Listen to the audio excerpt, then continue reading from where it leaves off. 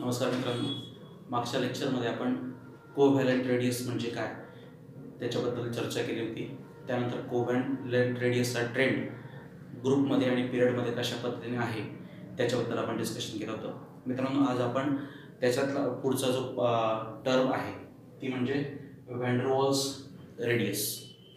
या van der Waals रेडियसबद्दल आपण आज चर्चा करणार आहोत. तत्पूर्वी त्याची आपण डेफिनेशन बघूयात. काय डेफिनेशन दिली व्हॅन डर वाल्स रेडियसची? It is defined as 1/2 of the distance between the nuclei of two adjacent identical atom. बघा इथं मार्किंग करण्याचं काय तर nuclei of two adjacent identical atom. दोन आयडेंटिकल ॲटमच्या न्यूक्लियाय मधलं जे डिस्टन्स आहे त्या डिस्टन्सचं अर्ध अंतर, त्या अर्ध्या अंतराला आपण काय म्हणणार आहोत? Van der Waals radius. बघा परत डायग्राम काढू आपण. बघा मित्रांनो, हा आपला आहे क्लोरीनचा एक न्यूक्लियस. ओके, कोव्हॅलेंट रेडियसमध्ये काय म्हटलं होतं आपण? या दोघांमधलं जे डिस्टन्स आहे, बरोबर, या दोघांमधलं डिस्टन्स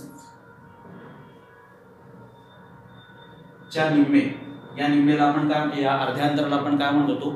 कोव्हॅलेंट रेडियस. ओके, हे आपण मागच्या लेक्चरमध्ये बघितलेलं आहे. ठीक आहे, आपण इथं एकच ॲटम, एकच न्यूक्लियर, एकच मॉलिक्यूल बघत होतो. कोणता? Cl2 मॉलिक्यूल बघत होतो. ठीक आहे, पण आता आपण बघतोय van der Waals radius. Okay, बघा मित्रांनो, हा परत आपला एक क्लोरीनचा एक न्यूक्लियस, हा क्लोरीनचा दुसरा मॉलिक्यूल. ओके, हा दोघं कसे आहेत? दोघं कसे आहेत? आयडेंटिकल. हा पण कोणता मॉलिक्यूल आहे मित्रांनो? Cl2 molecule. इथे पण कोणता दिसतो आपल्याला? Cl2 molecule. म्हणजे आयडेंटिकल मॉलिक्यूल्स दिसतात. ठीक आहे, आता आपण काय म्हटलंय? It is defined as 1/2 of the distance between the nuclei of two adjacent identical atom. Two adjacent, adjacent म्हणजे काय? शेजारचे. आयडेंटिकल ॲटम, दोघं ॲटम कसे आहेत? सारखे आहेत, आयडेंटिकल आहेत, आणि एकमेकांना ते कसे आहेत? ॲडजसंट. ॲडजसंट म्हणजे काय? शेजारी. या दोघांमध्ये जे डिस्टन्स आहे मित्रांनो, या दोघांच्या डिस्टन्सला आपण म्हणणार आहे, याला आपण म्हणणार आहोत इंटर न्यूक्लियर डिस्टन्स. ओके, हे आहे मित्रांनो, हे काय आहे? Internuclear distance between two adjacent chlorine atom. Okay, आता याच्या निम्मे काय म्हटलंय? 1/2. याचा निम्मे जे असणार आहे,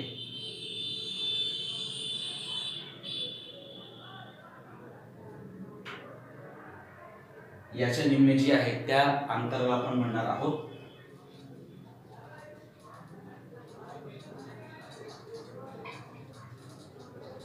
याला आपण काय म्हणणार आहे? Van der Waals radius. Okay, परत लक्षात घ्या, व्हॅन डर वाल्स रेडियस म्हणजे काय म्हटलंय? It is defined as 1/2 of the distance between the nuclei of two adjacent atom. दोन न्यूक्लियाय दिसत आहेत. कोणकोणते दोन मॉलिक्यूल्स आहेत? हा पण क्लोरीनचा मॉलिक्यूल आहे आणि हा पण क्लोरीनचा मॉलिक्यूल आहे. या दोन क्लोरीनचे मॉलिक्यूल एकमेकांना कसे आहेत? ॲडजसंट आहेत. मग या दोन क्लोरीनच्या मॉलिक्यूलच्या न्यूक्लियसमध्ये जे डिस्टन्स आहे त्या डिस्टन्सला आपण काय म्हणणार आहोत? Inter nuclear distance.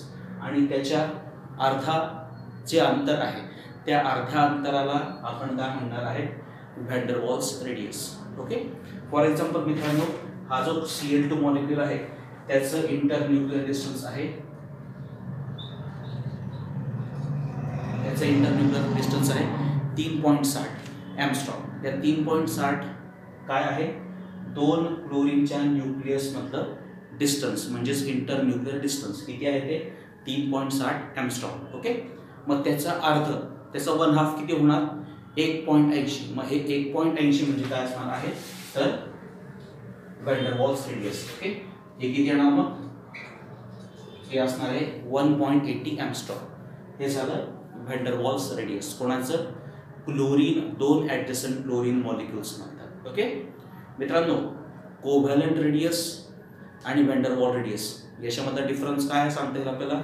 आपण कोव्हॅलेंट रेडियसमध्ये फक्त एक आणि एकच मॉलिक्यूल कन्सिडर करतोय, ठीक आहे। या दोघांच्या डिस्टन्स मधलं जे अर्धा आहे त्या अर्ध्या अंतराला डिस्टन्सला आपण काय म्हणतो, तो कोव्हॅलेंट रेडियस। पण आता आपण कोणती रेडियस बघतोय, व्हॅन डर वॉल्स रेडियस। त्याच्यासाठी आपण किती मॉलिक्यूल कन्सिडर केले, 2। हे दोघं मॉलिक्यूल एकमेकांना ऍडजस्टंट आहे, त्या दोघं मॉलिक्यूलच्या इंटरन्यूक्लियर डिस्टन्सच्या अर्ध अंतर जे अर्धा वनहाफ जो भाग आहे त्या वनहाफ डिस्टन्सला आपण काय म्हणणार आहोत, van der Waals radius. Okay, so मित्रांनो याला व्हॅन डर वॉल रेडियस का म्हणतात, कारण की हे जे दोन मॉलिक्यूल्स आहे मित्रांनो, या दोन मॉलिक्यूल्स मध्ये जे वीक फोर्स ऑफ अट्रॅक्शन आहे त्याला म्हणतात van der Waals force of attraction. मग या van der Waals force of अट्रॅक्शनच्या नावावरून या अंतराला, या रेडियसला काय नाव दिलं गेलंय, van der Waals radius. Okay, so मित्रांनो हे झालं discussion van der Waals radius बद्दल। पुढची जी रेडियस आपण बघणार आहोत त्याला म्हणणार आयोनिक रेडियस। आयोनिक रेडियस कशा पद्धतीची असते त्याच्याबद्दल आपण चर्चा करू। तत्पूर्वी आपण आयोनिक रेडियसची डेफिनेशन लिहून घेऊया। मित्रांनो आपण आता बघतोय आयोनिक रेडियस। आयोनिक रेडियसचं डेफिनेशन काय आहे, ionic radius is the distance between the nucleus and the electrons in outermost shell of the ion. Okay, हां आता ह्या एकदा आपण याचं डायग्राम काढून बघूया। हा न्यूक्लियस आहे, ठीक आहे। हां, आणि सपोज हा एक आयन आहे। आयन किती प्रकारचे असतात, 2 प्रकारचे, ठीक आहे। कोणकोणते असतात ते आपण बघूया। हां, आता ह्या आयनचा तो आउटर मोस्ट शेल आहे आणि या आउटर मोस्ट शेलमध्ये हा एक इलेक्ट्रॉन आहे। मग ह्या न्यूक्लियस पासून ह्या इलेक्ट्रॉन पर्यंत जे अंतर आहे त्या डिस्टन्सला आपण काय म्हणणार आहोत, आयोनिक रेडियस। परत एकदा डेफिनेशन बघूया। Ionic radius is the distance between the nucleus and the electron. Nucleus आणि आउटर मोस्ट इलेक्ट्रॉन मधलं जे डिस्टन्स आहे त्या डिस्टन्सला आपण काय म्हणणार आहोत, आयोनिक रेडियस। ओके, आताच आपण म्हटलं आयन्स किती प्रकारचे असतात, तर 2 प्रकारचे। ते कोणकोणते आपण बघूया। मित्रांनो आपण बघतोय आता टाइप्स ऑफ आयन। किती प्रकारचे आयन्स म्हणतोय आपण, 2 प्रकारचे आयन्स आहेत। पहिला आहे कटायन आणि दुसरा प्रकार आहे आयन्सचा अनायन। कटायन कोणाला म्हणतात, जे पॉझिटिव्हली चार्ज्ड आयन्स असतात त्यांना आपण काय म्हणणार आहोत, कटायन्स म्हणणार आहोत। मग हा पॉझिटिव्हली चार्ज्ड आहे, तर जो निगेटिव्हली चार्ज्ड आयन असेल त्याला आपण काय म्हणणार, अनायन। ओके, परत लक्षात घ्या, पॉझिटिव्हली चार्ज्ड आयन त्याला आपण काय म्हणतोय, cation. For example Li+1 Mg+2, इथं कोणता चार्ज असतोय, लिथियमवर कोणता चार्ज आहे, पॉझिटिव्ह चार्ज आहे, म्हणून हा लिथियमचा काय आहे, कटायन आहे। मॅग्नेशियमवर कोणता चार्ज आहे, निगेटिव्ह चार्ज, पॉझिटिव्ह चार्ज आहे, म्हणून मॅग्नेशियमचा तो काय झाला, cation. Okay, so positively charged आयन्सला आपण काय म्हणत असतो, कटायन। मग अनायन्स कसे असतात, negatively charged ions are called as anions. For example O- असेल किंवा फ्लोरीन मायनस असेल। ऑक्सिजनवर कोणता चार्ज आहे, निगेटिव्ह चार्ज आहे, त्यामुळे हा ऑक्सिजनचा काय तयार झाला, अनायन तयार झाला आहे। फ्लोरीनवर कोणता चार्ज असतोय, मायनस चार्ज असतोय, त्यामुळे फ्लोरीन तो काय तयार झाला, फॉर एक्झाम्पल अनायन तयार झाला आहे। ठीक आहे, बरं मित्रांनो पॉझिटिव्ह चार्ज कधी येत असतो, इलेक्ट्रॉन्सची संख्या वाढल्यावर येत असतो की इलेक्ट्रॉनची संख्या कमी झाल्यावर येत असतो, तर पॉझिटिव्ह चार्ज नेहमी कधी असतो, जेव्हा एखाद्या ॲटममधून इलेक्ट्रॉन्स आपण कमी करतो त्यावेळेस त्याचा काय निर्माण होत असतो, कटायन निर्माण होत असतो। त्याचप्रमाणे अनायन कधी निर्माण होतो, ज्यावेळेस आपण इलेक्ट्रॉन एखाद्या ॲटममध्ये ॲड करतो त्यावेळेस त्या ठिकाणी त्याचा काय निर्माण होत असतो, अनायन। आता फॉर एक्झाम्पल आपण आता इथं हा लिथियम। ओके, लिथियमचा ॲटॉमिक नंबर किती आहे, 3। बघा ॲटॉमिक नंबर 3, त्याचं कॉन्फिगरेशन असणार आहे 1s2 आणि 2s1। ओके, समजा या आउटर मोस्ट ऑर्बिट मधला एक इलेक्ट्रॉन आपण काढून घेतला, काढून घेण्यासारखा किती इलेक्ट्रॉन्स त्या ठिकाणी, एकच इलेक्ट्रॉन आहे, तो एक इलेक्ट्रॉन काढून घेतला तर लिथियमकडे किती इलेक्ट्रॉन शिल्लक राहतील, 2 इलेक्ट्रॉन शिल्लक राहतील। लिथियमचा किती इलेक्ट्रॉन गेलेला आहे, एकच इलेक्ट्रॉन गेला आहे, म्हणून लिथियमचं कन्व्हर्जन कशामध्ये झालंय, Li+1 मध्ये झाले। ठीक आहे, इलेक्ट्रॉन कमी झाला की कोणता चार्ज येत आहे, प्लस चार्ज येतोय। समजा एक इलेक्ट्रॉन कमी झाला तर +1 चार्ज आहे, त्याचप्रमाणे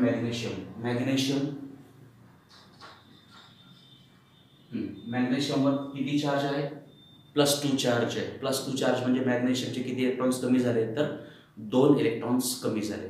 सो ज्यावेळेस इलेक्ट्रॉन्स कमी होतात त्यावेळेस कोणता चार्ज येत असतो, पॉझिटिव्ह चार्ज. आणि पॉझिटिव्हली चार्ज आयनला आपण काय म्हणत असतो, कटायन म्हणत असतो. त्याचप्रमाणे आता ऑक्सिजनकडे बघूया. आता ऑक्सिजन निगेटिव्ह चार्ज कधी येतो म्हणतो आपण, ज्यावेळेस एक्स्ट्रा इलेक्ट्रॉन त्या ठिकाणी ॲड होत असतो. एक्स्ट्रा इलेक्ट्रॉन ॲड झालं की इलेक्ट्रॉनची संख्या वाढते आणि इलेक्ट्रॉनची संख्या वाढली की त्या स्पेसिसवर कोणता चार्ज असतो, निगेटिव्ह चार्ज असतो. ठीक आहे. आता सपोज ऑक्सिजन ॲटॉमिक नंबर 8, त्याने समजा 1 इलेक्ट्रॉन घेतला. इलेक्ट्रॉनची संख्या किती झाली, 8 आणि 1 9. इलेक्ट्रॉनची संख्या वाढली. किती इलेक्ट्रॉन्स वाढले ऑक्सिजनकडे, 1 इलेक्ट्रॉन वाढले. म्हणून ऑक्सिजनचं कन्व्हर्जन कशामध्ये झालंय, O-1 मध्ये झालंय. -1 काय दाखवतोय, 1 इलेक्ट्रॉन वाढले. समजा -2 असेल तर काय म्हणणार, 2 इलेक्ट्रॉन्स वाढलेले आहेत. ओके.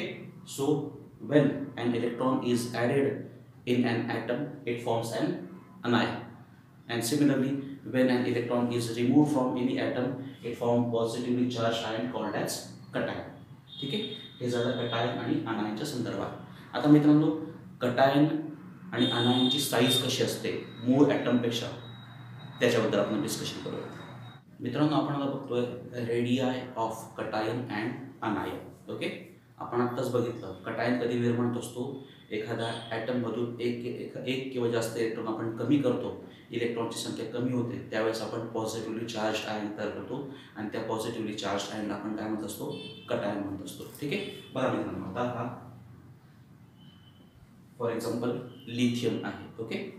लिथियमचा ॲटॉमिक नंबर काय आहे, 3. त्याचं इलेक्ट्रॉनिक कॉन्फिगरेशन कसं येणार, 1s2 आणि 2s1. ओके. बघा मित्रांनो, हा लिथियमचा न्यूक्लियस. न्यूक्लियसमध्ये कोणकोणते पार्टिकल्स असतात, न्यूक्लियसमध्ये प्रोटॉन्स असतात आणि न्यूट्रॉन्स असतात. जेवढे इलेक्ट्रॉन्स आहेत तेवढेच काय असणार आहेत, प्रोटॉन्स आहेत. लिथियमकडे किती इलेक्ट्रॉन आहेत, 3 इलेक्ट्रॉन आहेत. म्हणून लिथियममध्ये किती प्रोटॉन्स असतील, 3 प्रोटॉन्स असतील. प्रोटॉन्स हे पॉझिटिव्हली चार्ज पार्टिकल्स आहेत, तर न्यूट्रॉन्स हे चार्जलेस पार्टिकल्स आहेत. ओके. सो हा लिथियमचा न्यूक्लियस, ज्याच्यामध्ये किती प्रोटॉन्स आहेत, आता 3 प्रोटॉन्स आहेत. ठीक आहे. हा लिथियमचा 1s ऑर्बिटल, त्याच्यात किती इलेक्ट्रॉन्स आहेत, 1 आणि 2. हा कोणता ऑर्बिटल आहे, 1s2. ठीक आहे. हा दुसरा ऑर्बिटल, त्याच्यामध्ये किती इलेक्ट्रॉन्स आहेत, 1, 2s1. ओके. 1s2 आणि 2s1 हा लिथियमचा न्यूक्लियस. लिथियममध्ये 3 इलेक्ट्रॉन्स आहेत, 1, 2 आणि 3. तेवढेच किती असतील, प्रोटॉन्स असतील. ओके. हा लिथियमबद्दल झाला. समजा मित्रांनो, आपण लिथियममधून 1 इलेक्ट्रॉन कमी केला.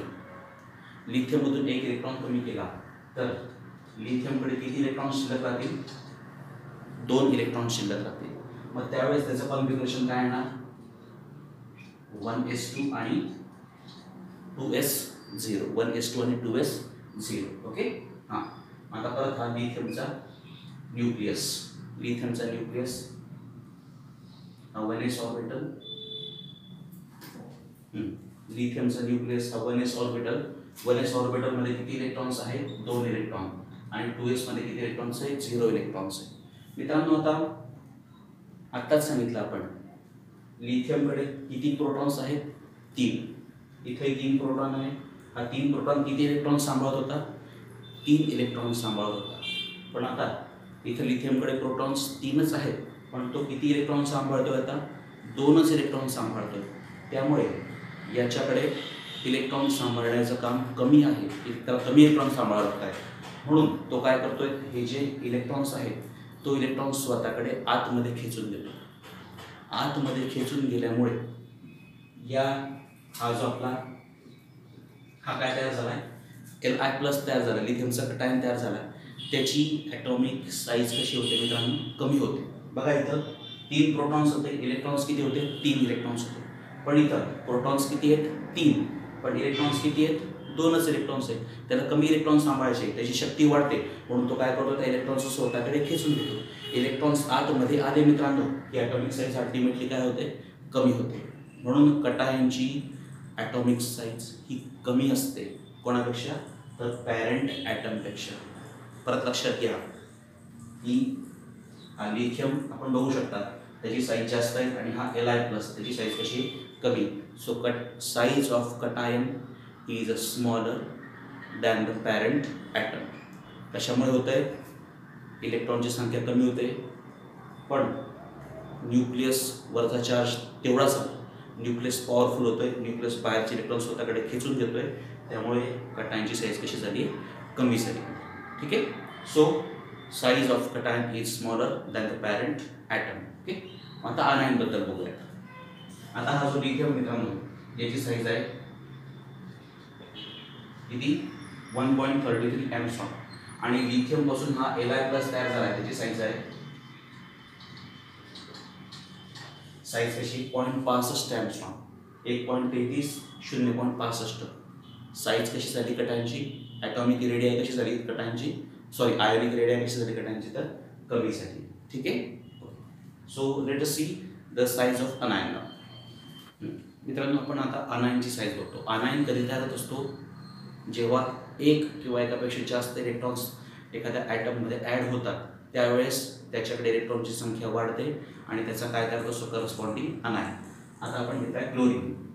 क्लोरीनवर समजा एक इलेक्ट्रॉन आपण ॲड केला. ठीक आहे. एक इलेक्ट्रॉन ॲड केला त्यामुळे क्लोरीनकडे इलेक्ट्रॉनची संख्या वाढली म्हणून क्लोरीनचा काय तयार झाला आहे, क्लोरीनचा तयार झालेला अनायन. ओके. आता क्लोरीन. ठीक आहे. हा क्लोरीनचा न्यूक्लियस, त्याचं configuration 1s2 2s2 2p6 3s2 आणि 3p5. क्लोरीनकडे किती इलेक्ट्रॉन्स आहेत, 17. हे बघा, हा 1s2 2s2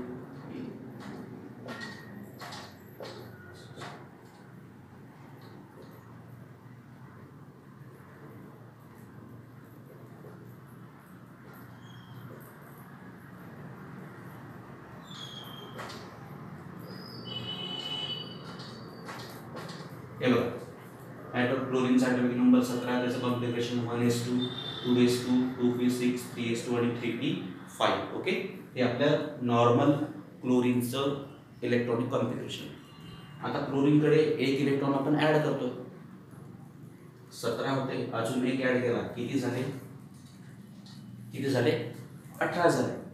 इलेक्ट्रॉनची संख्या वाढते मित्रांनो. इथे किती होते, 17 होते, इथे किती झाले, 18. इलेक्ट्रॉनची संख्या वाढते पण याच्यावरचा चार्ज वाढतोय का, न्यूक्लिअर चार्ज वाढतोय का, नाही. इथं 17 प्रोटॉन्स होते आणि 17 इलेक्ट्रॉन्स होते, त्यामुळे जेवढे प्रोटॉन्स होते तेवढेच इलेक्ट्रॉन्स होते, ते व्यवस्थित सांभाळले जात होते. पण आता काय झालंय, अजून एक इलेक्ट्रॉन्स वाढलाय, प्रोटॉन्स 17 इलेक्ट्रॉन्स 18. इलेक्ट्रॉनची संख्या वाढते त्यामुळे इलेक्ट्रॉन व्यवस्थित त्या ठिकाणी हँडल होणार का, व्यवस्थित सांभाळले जाणार का, तर इलेक्ट्रॉनची त्या ठिकाणी क्राउडिंग वाढते, त्यामुळे ॲटॉमिक साईज काय होते, वाढते. ओके. समजा हा क्लोरीन आहे, त्या क्लोरीनची ॲटॉमिक साईज समजा असेल बघा, हा जो आपला नॉर्मल क्लोरीन आहे त्याची साईज किती 0.79 एंगस्ट्रॉम. पण ज्यावेळेस एक इलेक्ट्रॉन आपण त्यामध्ये ॲड करतो आणि या क्लोरीनचा अनायन तयार करतो त्यावेळेस त्याची ॲटॉमिक साईज होते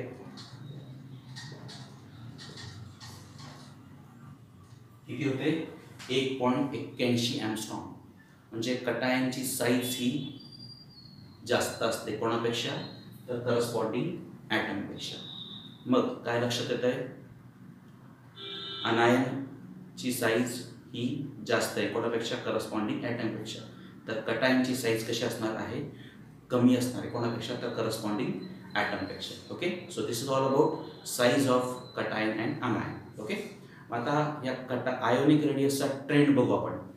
ट्रेंड कशामध्ये बघणार, आडव्या ज्या रेषा त्यांना आपण काय म्हणत असतो, पिरियड, आणि उभ्या ज्या रेषा त्यांना आपण काय म्हणत असतो, ग्रुप्स. ओके. मग पिरियड्स आणि ग्रुप्समध्ये आयोनिक रेडियाचा कशा पद्धतीचा ट्रेंड आहे ते आपण बघूया. मित्रांनो आपण बघतोय variation of ionic radii in period. Periods म्हणजे काय सांगितलं, ज्या हॉरिझॉन्टल लाईन्स आहेत त्यांना आपण काय म्हणत असतो, पिरियड्स म्हणत असतो. फर्स्ट, सेकंड, थर्ड, फोर्थ आणि फिफ्थ ज्या आडव्या रेषा आहेत त्यांना आपण काय म्हणतोय, पिरियड्स म्हणतो. आपण जर बघितलं लिथियम प्लसची ॲटॉमिक साईज किती, आयोनिक रेडिया किती, 0.68.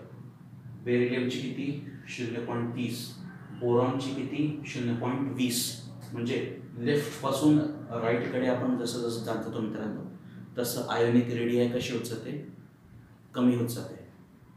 याच्या मागचं कारण काय सांगितलंय आपण, लेफ्ट पासून राईट कडे आपण ज्या पद्धतीने जातो.